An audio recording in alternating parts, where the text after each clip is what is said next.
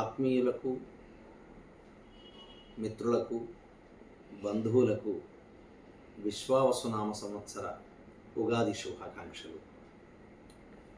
ఈ ఉగాది సందర్భంగా నేను రాసిన కవితను మీ ముందుంచుతున్నాను. దయచేసి ఆస్వాదించండి. కవిత పేరు ఆ సంబురమేది.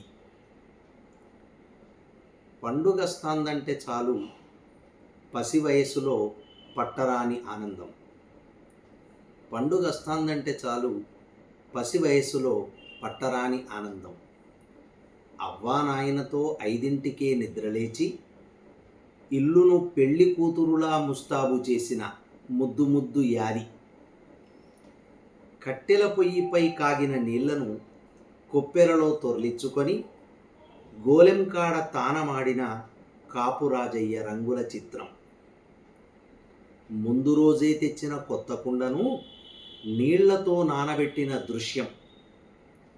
కోతిలా చెట్టెక్కి మామిడి పిందే యాప పువ్వు తెచ్చి నాయన చేతికిచ్చిన పెద్దరికం.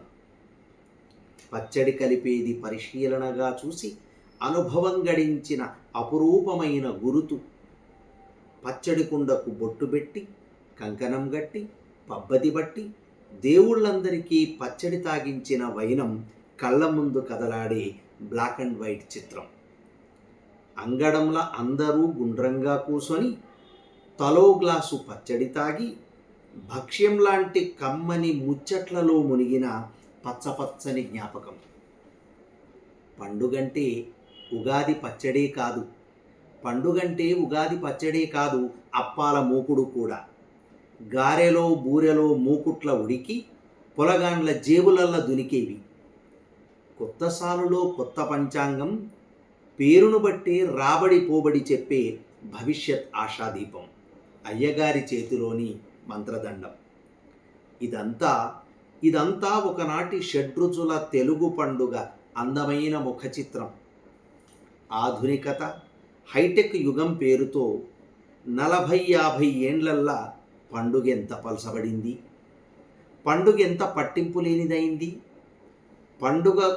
పండుగ కోసం ఎదురు చూసే పసిపొలగాళ్ళు కానీ పడుసు పిలగాళ్ళు కానీ కళ్ళు నలుసుకొని చూసినా కనబడతలేరు. ఎందుకంటే ఇప్పుడు పైసలున్న ప్రతిరోజు పండుగే